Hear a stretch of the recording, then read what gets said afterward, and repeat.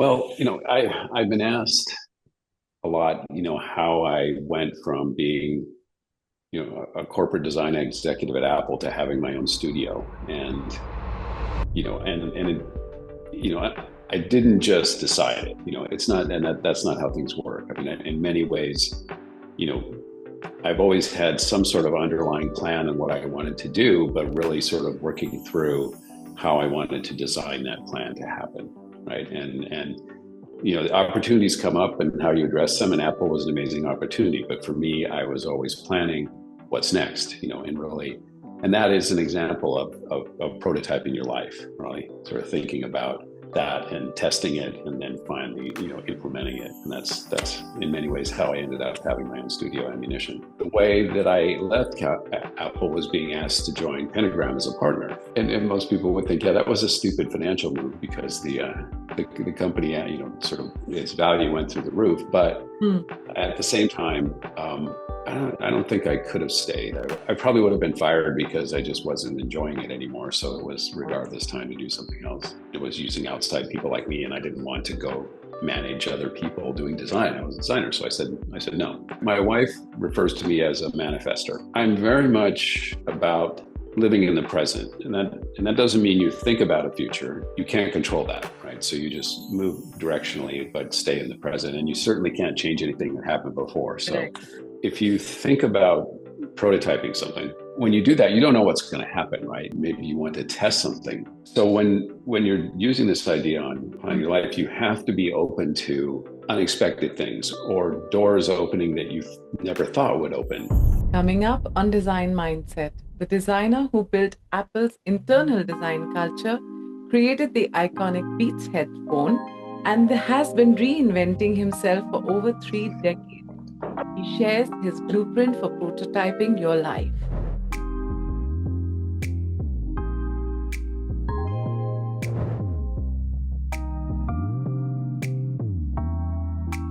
Hey everyone, welcome back to Design Mindset. I'm Radhika Seth. Today's conversation is about something we wrestle with but rarely talk about openly. How do you reinvent yourself? How do you make major life pivots without losing everything you've built? And most importantly, how do you know when it's time to start over? My guest today has literally prototyped multiple versions of his professional life. And with each iteration, he's been more successful than the last. Robert Brunner co-founded Lunar Design in the early 80s, became the design director for industrial design at Apple, where he established their pioneering internal design organization, moved to Pentagram as a partner, and then founded Ammunition in 2007. Along the way, he's designed products that have shaped culture, from Apple's early computers to Beats headphones that made Dr. Dre a billionaire, and to the Square terminal that revolutionized small business payments. His work is in the permanent collection of MoMA, and Fast Company named him one of their most creative people in business. But here's what makes Robert's story even more fascinating. He didn't just stumble into these opportunities. He approached each career transition with a design problem, with research, prototyping, iteration, and user testing. Today, we are diving into his methodology for applying design thinking to the most important project of all, your life. Robert, welcome to Design Mindset. Thank you, Radhika. Thank you for that amazing introduction. So I'm going to just dive into, the crux of everything, the heart of this conversation. And with what must be your most boldest career move in design history. You left Apple in 1996, right as the company was about to enter in the most successful period. Most people would call that terrible timing. I would call it prototyping. So walk me through how you actually designed your exit from Apple. Well, yeah, it was a really challenging time at the company. So I mean, I should go back to why I went to Apple in the first place, right? And because I did not see myself as a corporate design leader. I had never done that. I had um, basically created a couple studios, worked in a design studio before that, and always done consulting work in a studio environment. Mm-hmm. And Apple had become one of my clients, through Lunar. And Wow. when I was first approached to come and be their director of industrial design, I thought about it. And at the time, Apple was not, it was using outside people like me, and I didn't want to go manage other people doing design. I was a designer. So I said no.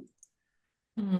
And then, some months went by and they came back and said, no, we really want you. What would it take? Right. And I was pretty young and I didn't, think about all the money that I could possibly ask for. What I said without thinking was that, if any company in the world could support a world-class internal design studio, it would be Apple. So if you want to do that, I'll do that. Mm-hmm. And they said, okay, let's do that. It's kind of watch out what you ask for. Mm-hmm. And so that was the project, right? Really was to build this, not just build some amazing products, but really build this in-house studio and figure out how to make, Mm-hmm. the design consulting studio model, a creativity driven model, work within a corporation. And even though it's obviously a design driven company, still making a creative function work inside a giant corporation effectively is something that doesn't happen very often. So that was the mission, right? So when a lot happened between that and the time I left, but when I decided it was time to do something else, I'd felt like that mission had been achieved. Um, my role in that mission wasn't satisfying. It really, and yeah, I was doing a lot and obviously providing leadership, but it wasn't my creative soul felt like it was being left behind. And so, you know, so the real answer to the story is, my wife refers to me as a manifester. Um, and in some ways she speaks more in the spiritual sense, but also very much in the practical sense, because what I typically do at all kinds of levels is get my mind fixated on something that I want to happen or want to occur or a place I want to be. And then I just go about figuring out how to make that happen. And it's usually processing in the back of my head or out in front of me all the time. So really when I decided, okay, I'm going to lead the company, I'm going to make it a good place where I can. And then, that took process time, but it was really sort of deciding where you wanted to be. But, one of the more interesting aspects of this, though, of this sort of prototyping your life, if you think about prototyping something, right? When you do that, you don't know what's going to happen, right? You have a goal. Maybe you want to test something, and so when you're using this idea on planning your life, you have to be open to unexpected things or doors opening that you never thought would open. And so in the same way I came into Apple, I never expected that to happen. The way that I left Apple was being asked to join Pentagram as a partner. And, for me, I had never thought that would happen. Pentagram for me, it was one of these, organization held so highly you almost wouldn't aspire to join, right? Because it was such an elite group of designer. And so being asked to do that, sort of then that door opened, and all the other things I was thinking about and sort of creating that journey outside of Apple just began to fall into place, and was able to do that. And yeah, I often say, and most people would think, yeah, that was a stupid financial move because the company, sort of its value went through the roof. But at the same time, I don't think I could have stayed. I would have. I probably would have been fired because I just wasn't enjoying it anymore. So it was regardless time to do something else. Okay. So, but you never had the thought, oh shit, I made a huge mistake, down the road or something like that. you can't do that. Right? You can't, it's, I'm very much about living in the present. And that doesn't mean you think about a future. You certainly think about a future you want. And again, you head towards it, but you can't, you can't control that, right? So you just move directionally, but stay in the present. And you certainly can't change anything that happened before. So Correct. um, so you just, stay in the present and be forward looking is kind of what I've always done. Yeah. I know we've discussed this in the past that we've spoken about how you've hired Jonathan Ive several times at Apple. But looking back, do you think that it was ever a part of your exit strategy just to make sure Apple's design culture could survive without you? Was there any thoughts over there? Um, Not originally, no. Mhm. When I met Johnny when I was at Lunar, and just Mm, I think um, one of my powers has always been the ability to judge talent. I've always mm, could look at someone's work and them as a person, and usually pretty quickly mm. ascertain their potential, and Mm. not always right, but mostly right. and Okay. he was such a, he came to me, was still in school, Oh, and on this bursary scholarship to travel around and visit mm, places, and just this incredibly polite and articulate mm, young man from England. mm. And he the work he showed was phenomenal. And I decided right then I wanted to hire him. He wasn't ready then.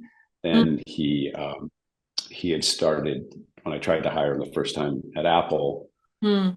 he had started Tangerine and he wasn't ready then. And then I hired Tangerine to do a project. And honestly, I hired them because I wanted to see if I could convince Jony. But at the time, I just saw him as an amazing talent that I would want to be part of our team. Okay. But over the course of him coming and being there, it was clear to see that he wasn't just an exceptional talent; he was an exceptional leader. Mm, And so when I did decide to make that exit, there was the initial impetus, mm, from the company, was to go outside, and they mm. said, no, this this this person we have in our team is the Yeah, person who yeah. should be running it, and so they did that, and that was, obviously, the rest is history. Lovely, lovely. But what I really find interesting about your transition into Pentagram is that it was a completely different type of design practice. So how do you prototype a career move into something that you've never done before? Uh, yeah, how do you do that? Yeah, well, it was interesting because my viewpoint on Pentagram was probably different than a lot of people, in that I first, when I was in school, I became aware of Kenneth Grange, who Mm, was one of the first five Pentagram partners, an mm, industrial designer, and really loved his work. mm. And so, in my mind, I saw Pentagram as an industrial design um, partnership. Not, the reality was largely dominated by graphic design at the time.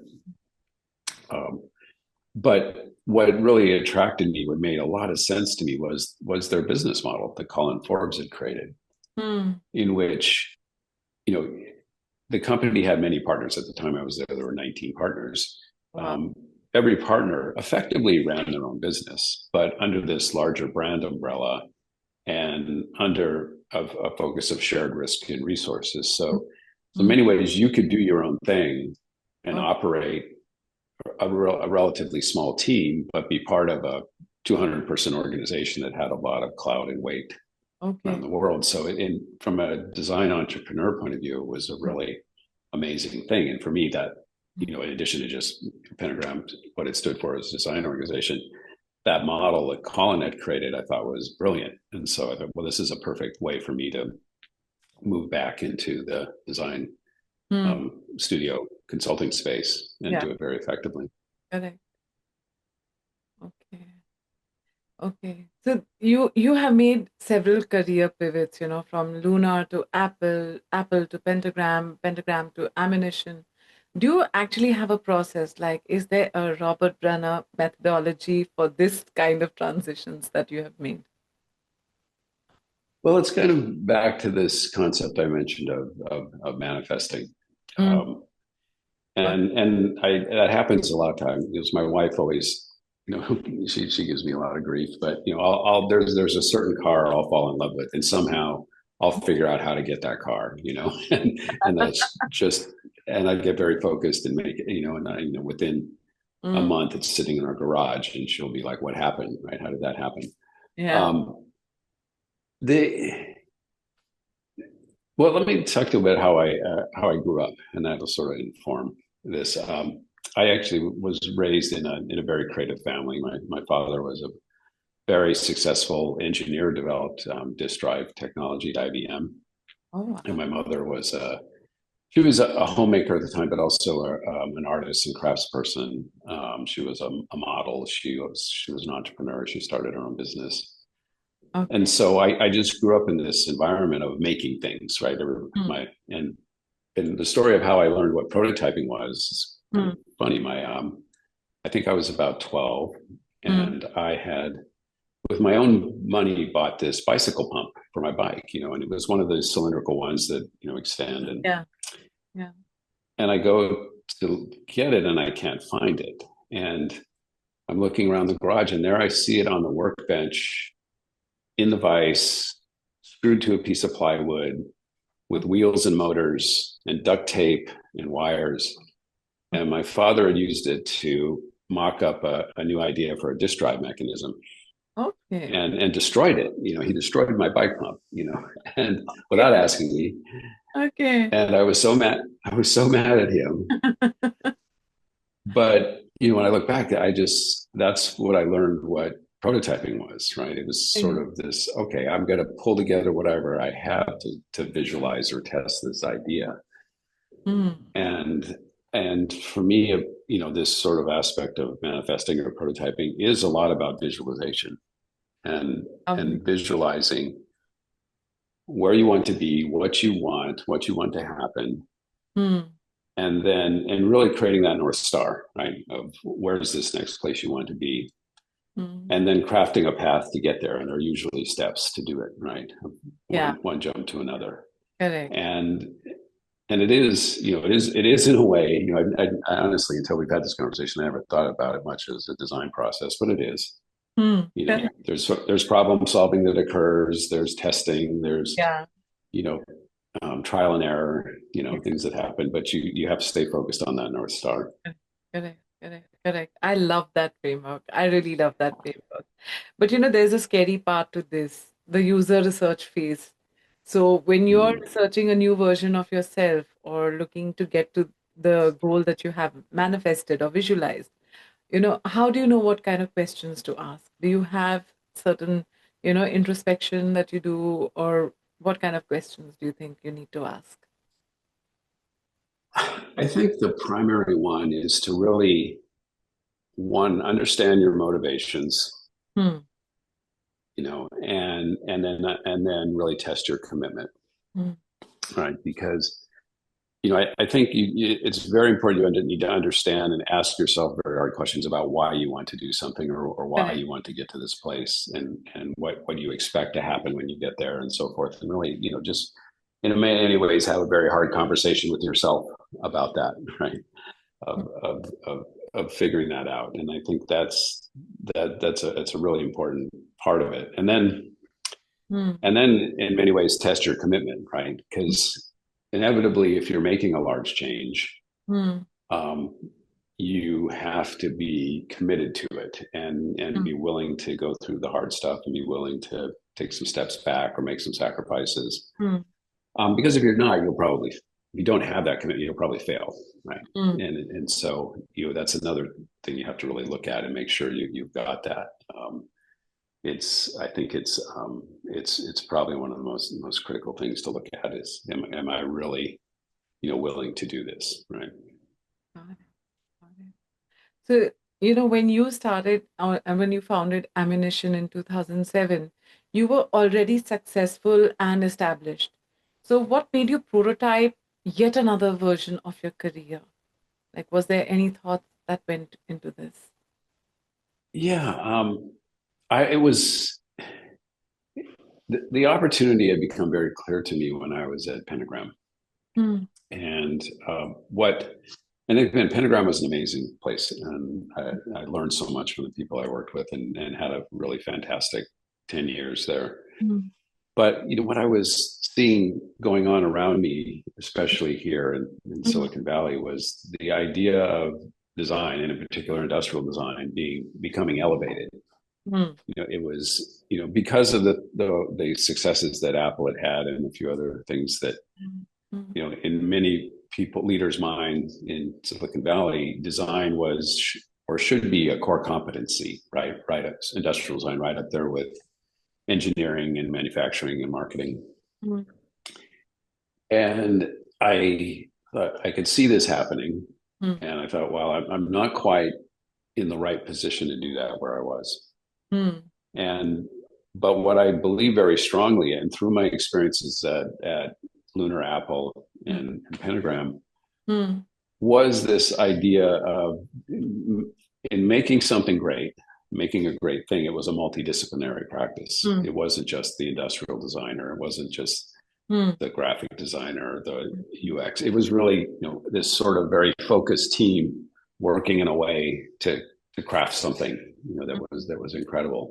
mm, And so mm, I thought what I needed to do was create a studio that was focused on product, but was multidisciplinary in nature, mm, and really with a very, very talented team that was focused on.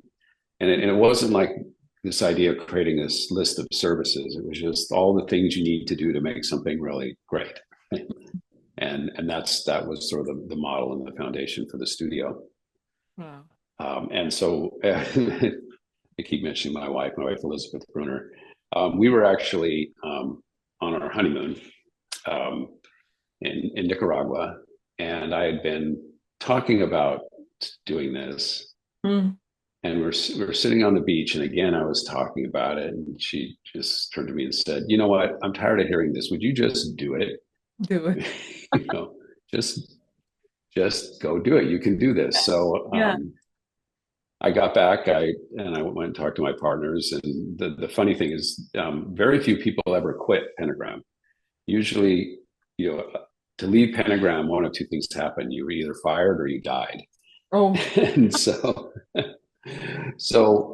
I was there's only a few other partners that had actually quit. So people were a little surprised, but they understood why I wanted to. But it Mm, was really, what I saw was this opportunity, mm, to build this studio and really, you know, take advantage of this momentum, mm, in the field that was happening. And it turned out the timing was good. I've always just one of mm. the things,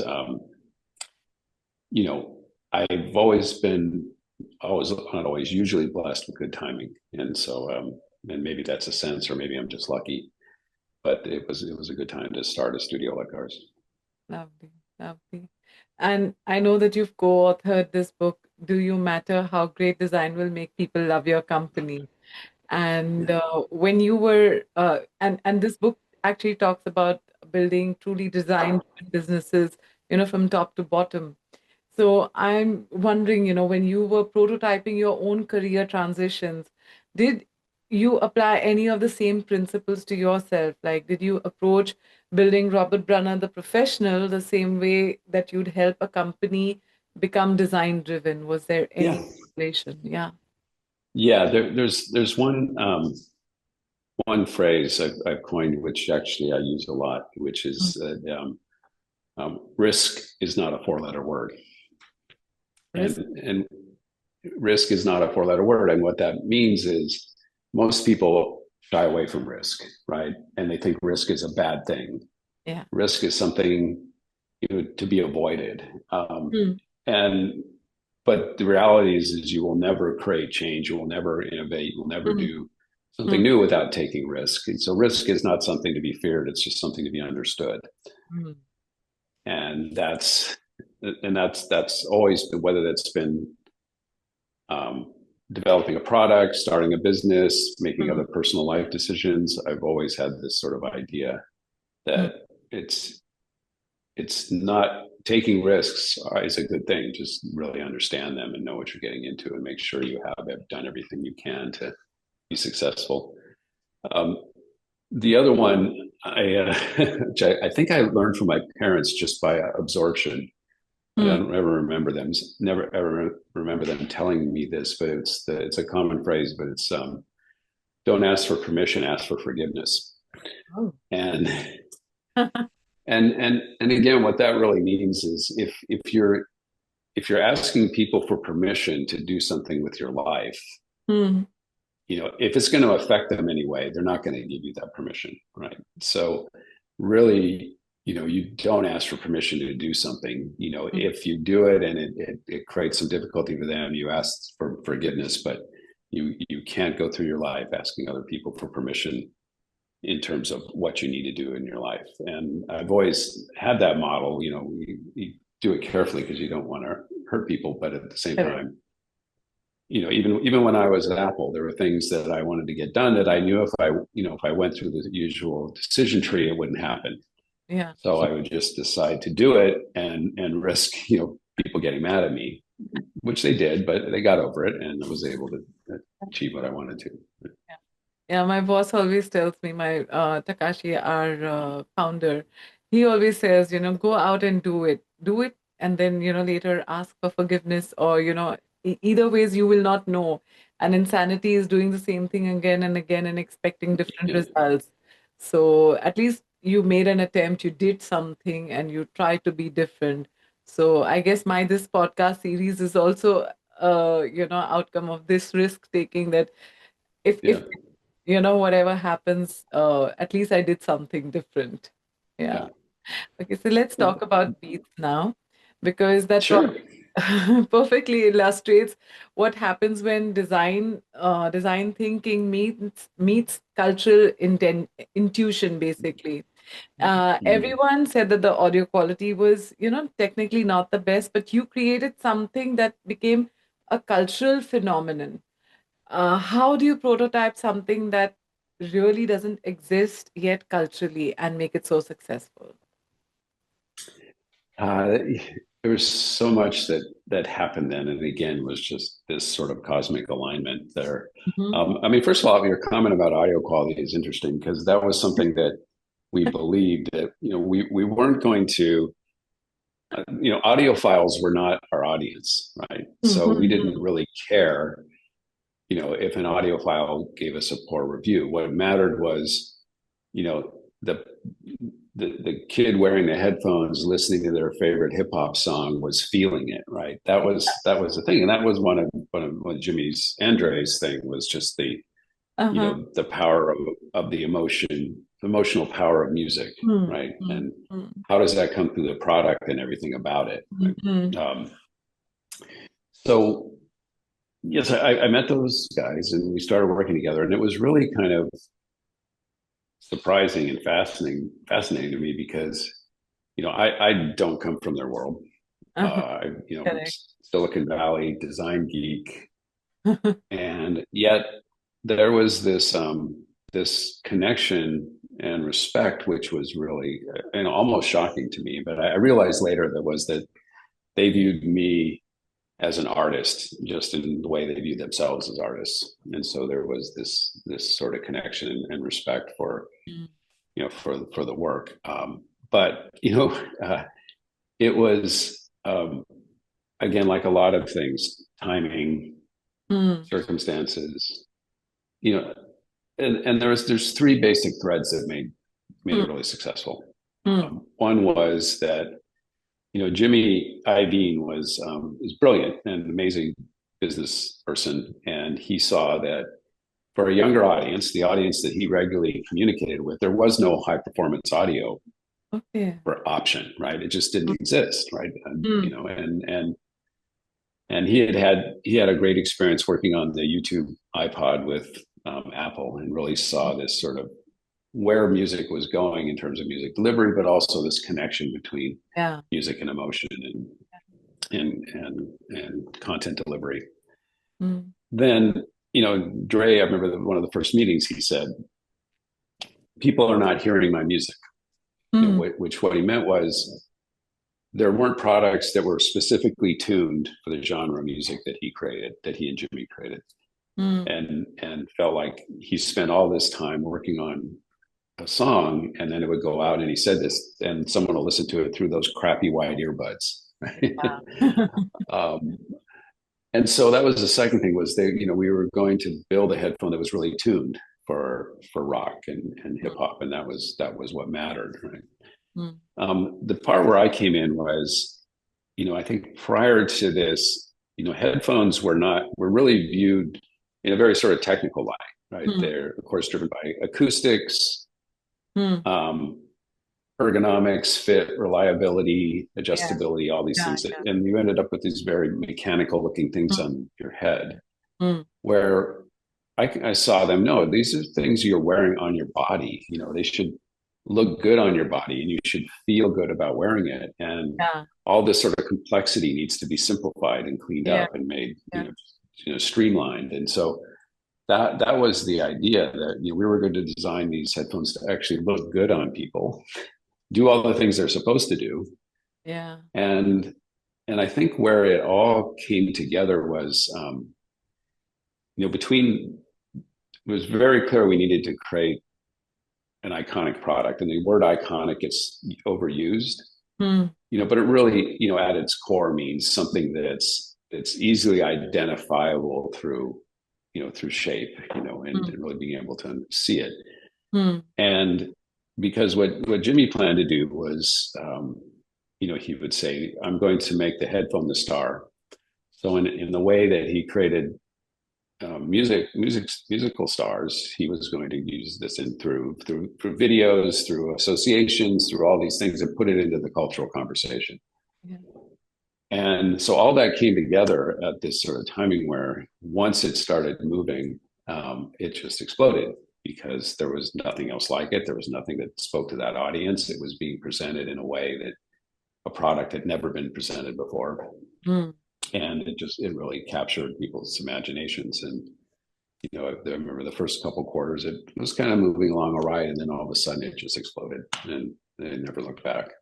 Wow. Wow. Yeah, so And it was very fun. It was I used to it was fun, but also really aggravating, in that we would be holding design reviews with whatever celebrity happened to be in the building that day, right? oh, And that sounds fun. I'm gonna have Will I Am or Pharrell or yeah. so even Oliver Stone critique my work.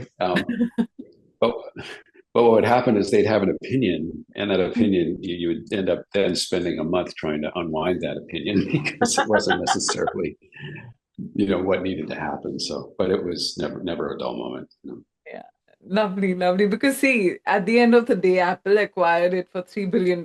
What more do you want, you know? Did you Yeah. Yeah. So did that change how you think about long-term impact of design decisions?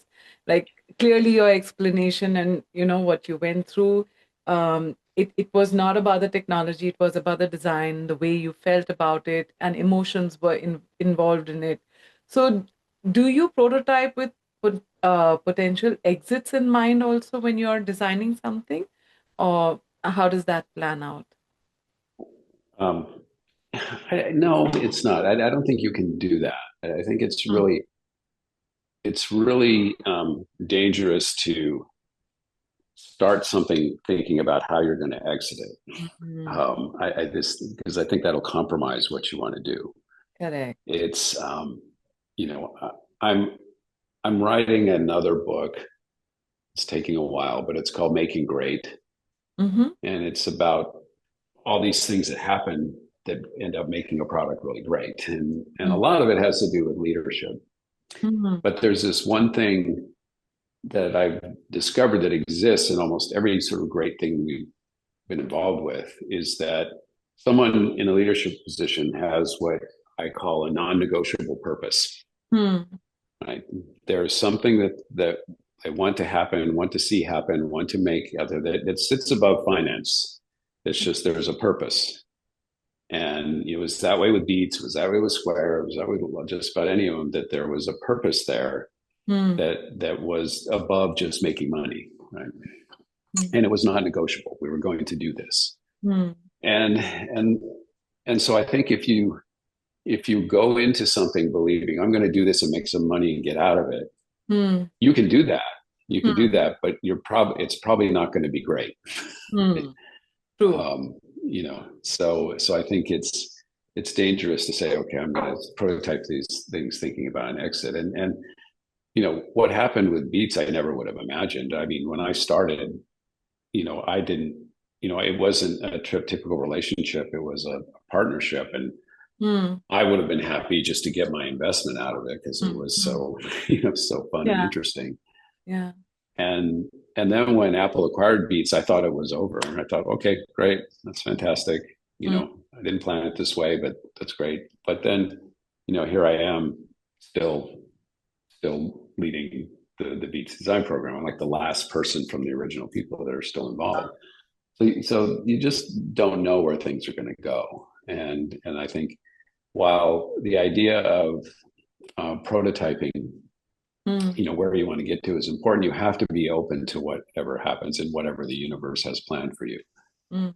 And because you never know where something's going to take you. And so I think one of the most important things, along with this idea of Mm. prototyping and manifesting, is also just keeping your eyes open and your head up to Correct. see what's going on. And many times it's just figuring out how you best ride the flow to your advantage or your purpose. Yeah, no, this is a very important insight that you have given, because we are in a culture or a cultural ecosystem right now, where startups are there, and even before you start your startup, there is an exit strategy in place. So your insight is really helpful to understand this human side of things. And does it happen with you that when you see a product that you have designed become a cultural icon, does it change how you see yourself? Like, do you have to prototype a new version to suit your identity, matching that new success? Is that something that you go through as well?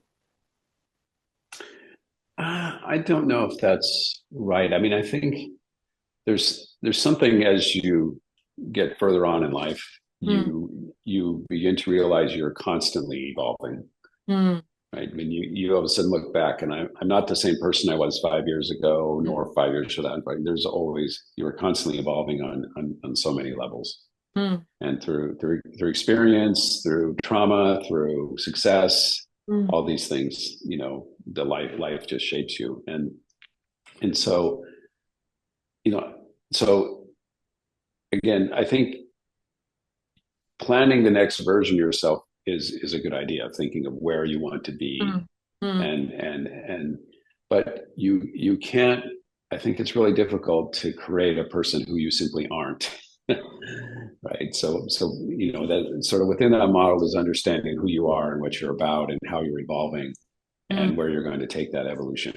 You Hmm. know, and it's like for me right now, I'm really being called to do things like I'm doing with you today and do public speaking and writing, Hmm. because I've got this over 40 years of experience and stories Right. and things that have happened that Yeah. um, I'm being drawn to share those with people, Yeah.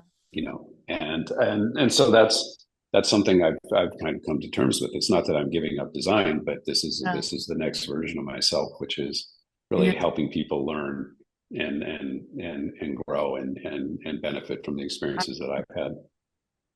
Hmm. Yeah. So it's always kind of there's some planning in there, but also you just again you have to I really love the concept of flow, right?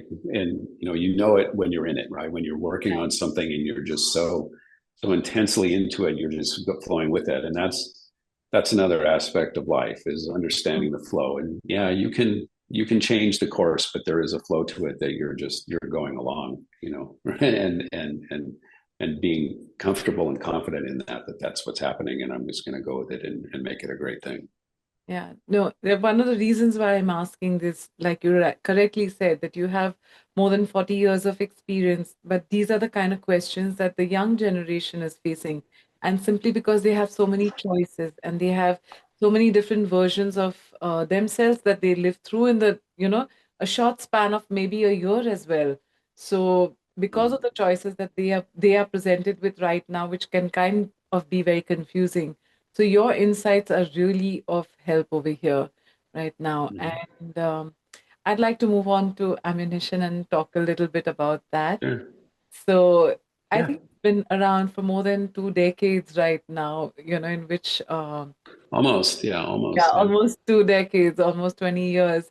So how do you, is there a formula, or is there some way that you have planned the evolution of the company to, and I'm sure it's evolved over the years a little bit, but how do you maintain the core identity?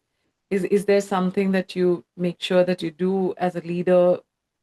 What is your thought process for this? Yeah. There's a lot of things there.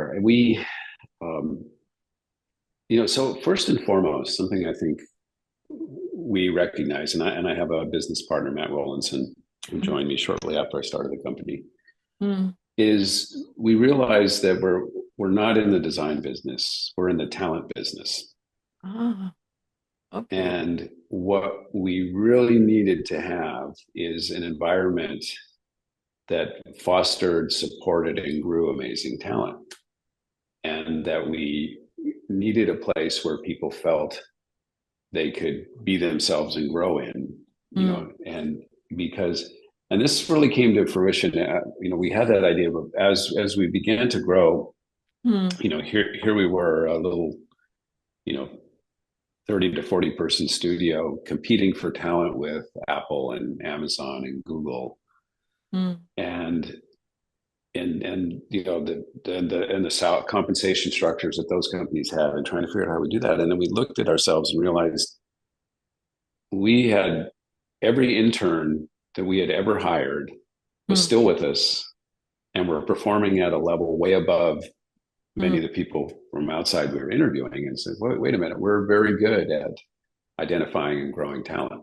Wow. And so, and and so we really were focused on that, of creating an environment Mm. where people felt supported, felt like they could be creative, felt like that they could contribute. We have high expectations, but and we reward people, Mm. very well for a company like ours. But Mm. really, I think it's mainly been creating this culture of a culture of excellence and Mm. support, Mm. for creative individuals. And so we find our retention rate is really high.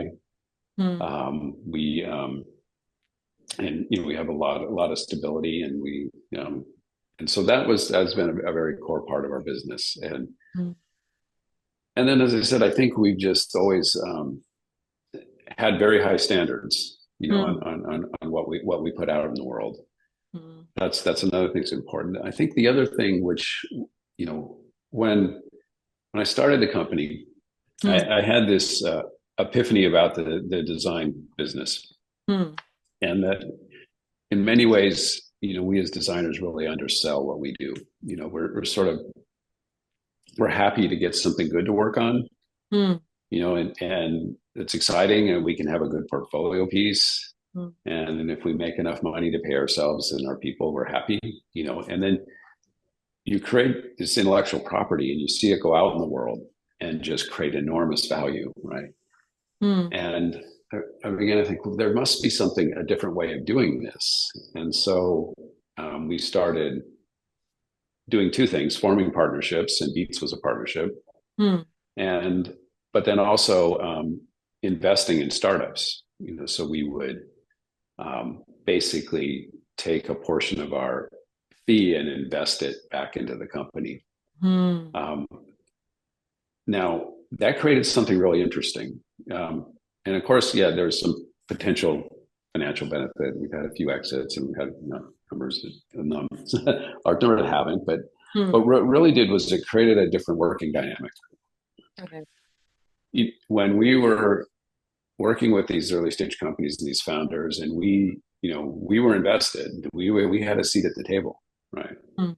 And Correct. they treated us very differently than a hired gun, right? mm, And then we looked at it differently. We sort of began to say, mm, we need to do whatever we can to mm, make this company successful, mm, even outside what we're there for, right? mhm, Um, and sort of we began this developing this discipline we've called, new venture support, where we're just, we're really looking at how are we going to help these entrepreneurs be successful. mm, And that has really shaped our studio, right? Sometimes people don't get it why we're being so nosy about so many different parts of their business, mm. but it's Yeah, because we've been through it enough to know what's going to work and what's not, correct. and how to help people be successful. Mm, lovely. So those are some of the things that really form the culture here, which I think is, ultimately what makes any organization run, and especially a creative design studio, is the culture that you create. Correct. Correct. So, one last question before we get into the fun stuff, uh, which is if someone was listening to you right now and thinking, I need to make a major change in my life, what's the first step of prototyping that they should build? Like, what's the first prototype that they should build for themselves? Well, as I was saying earlier, I think it's this very um, honest but forward-looking thought of where do I want to really be? I mean, how it really imagine Mm, yourself in the position that you want to be in. mm, What does that look like? How does it feel? mm, Where are you? All these things, as much detail as you can, and sort of visualizing that outcome. mm. And I won't get all spiritual on you, but I do believe, we are all energy. We are all surrounded by energy. you Absolutely. know so the energy you put out there Mm, is very important. That will help you very much in achieving your goals. If you're putting out that energy of this is who I'm going to become, or where I'm going to be, or what I want, and stay focused on that, that will assist you in getting there. So I think that's a very important first step. And then it's kind of, for me, it's always been, okay, then I start working back from that. Okay, what are the things that I need to do, mm. to get there, Yeah. and along the way. And again, you have to be careful that it's not this like rigid plan on a certain timeline that you think is going to occur, because it Got it. never Got will. it. Mm. But it's more of, okay, I Yeah. have this vision. These are some of the things that I need to do to get there. I'm going to start working on that and moving towards it, and always be moving towards that North Star. And eventually, you'll get there. Yeah, you need to flow there, like you said. You need to just flow as and when one door opens, just keep flowing from there. Something I tell younger people a lot, Hmm. when they ask me, what would you do differently, or what do I need to do? Hmm. And it surprises people, but I'll say, you need to learn how to communicate to people. You need to be comfortable Hmm. with standing in front of people, sometimes many people, Hmm. and telling a story, and knowing how to tell a good story. A good story. Because ultimately, almost in any endeavor, you will not be able to do it all by yourself. You will Correct. need to enlist the help of others.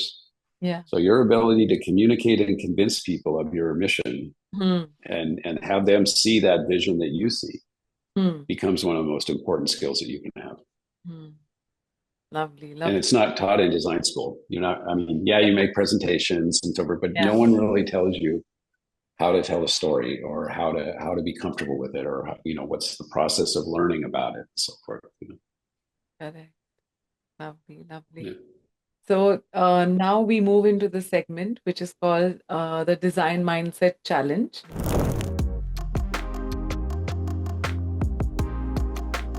Given your And I just want to tell everybody, I am completely unprepared for this because I didn't read the briefing document. So it is supposed to be something, where we kind of tap into your expertise in both design, methodology, and life transitions. So I have this scenario for you. You're approached by a 35-year-old marketing executive at a Fortune 500 company. She's successful, well paid, but completely unfulfilled. She has a really secret dream of becoming a furniture designer. but zero formal training, limited savings, and two kids to support. She says, I know I need to change my life, but I can't afford it. So, using your methodology, how would you help her prototype her transition from corporate marketing to creative entrepreneur without destroying her financial stability? That is, I had people ask me that before, and sort of how do I do this, right? Hmm. And it is, and it's always challenging because there's a reason we as designers go through the formal training that we do, right? Correct. So it's really to sort of just so when you decide you want to make a career change like that and say I want to move into a creative profession like design, Hmm. you there has to be learning that's going to take place and figure out. So you figure out how am I going to be able to support that learning? That's the first thing you really do. Hmm. And for that person, it may be so you're successful in this area of marketing. Hmm. First thing to do is find a job that you qualify for in a company that does what you want to do eventually, Ah. right? So you can get in and start learning about what design is, how it works, Hmm. start building contacts, making relationships, Hmm. and that's a start point. And then parallel to that, start answering this question, within my financial means, how am I going to be able to be educated? Because you can't just do it, Hmm. unless you're willing to take a huge salary cut and Hmm. work sweeping the floors in the model shop, that. So I think getting into a position where you can understand a lot more about what Hmm. design is and how it works, leveraging the position that you have, and Hmm. then really start working on, okay, how am I going to fund this education? So it Correct. may be applying for grants, it may be Hmm. finding finding some capital within your family. I don't know, but some way of being Yeah. able to be able to go through that, because I think I don't like to lead people on and say, you know, you're going to be successful just by making this leapfrog over, Yeah. because you're unless you've had some education beforehand and really understand and are able to harness the talent that you may have or may need to Yeah. learn, it's not just going to happen. You have to go through some process of learning. I agree. So Wow. I love how yeah. you broke down this into manageable experiments. And that's Mhm. exactly what I mean by, when you're doing design thinking, applying design thinking to life decisions. So you don't have to bet on everything in one big leap, like you said, just Yeah. don't take that one Mhm. big leap, but break it down into little processes that work for you. Yeah. Well, there's another thing I've learned which can apply to a lot of things in life, but it's been important in the design world. And I struggled with for years with how do you create new business, right? Hmm. And or do you have a business development team? Do you do Yeah. sales, stuff? And it comes down to two things, Hmm. and they are visibility and relationships. Oh, yeah. And I think that applies as much in a career as it does with trying to build business for a design consultancy. Correct. Make yourself as visible as you can, and really through your work, through where you are, through Hmm.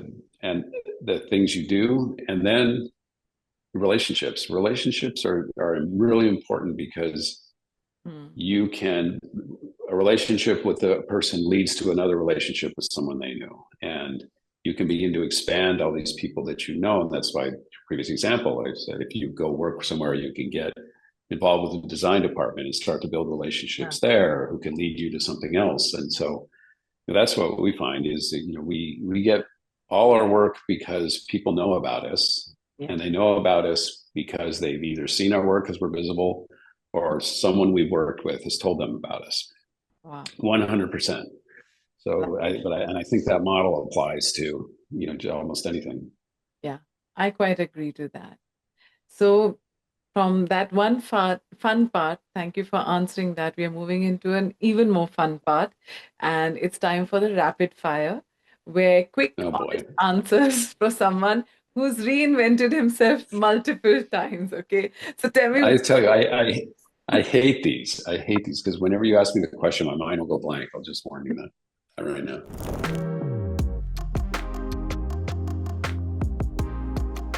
Okay, let's see how good you are at this. Okay. Complete the sentence. The biggest mistake people make when trying to change their lives is Underestimating themselves.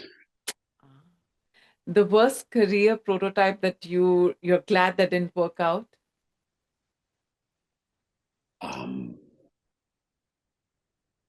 Thinking I wanted to be a fine artist. Okay.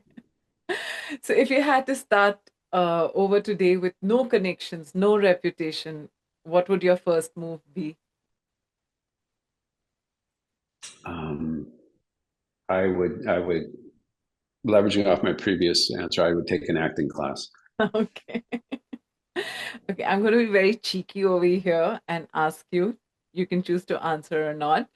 Honestly, do you ever miss being a corporate executive at Apple? No, Okay. One no. piece It of was a great experience. I learned a lot. It's not really a world I want to go back to. okay.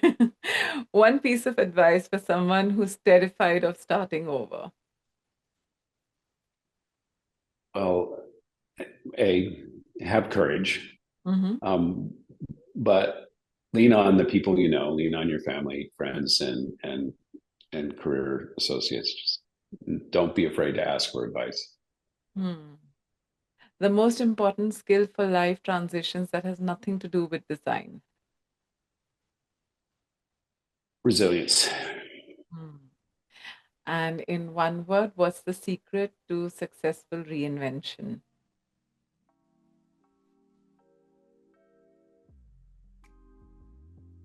I think commitment.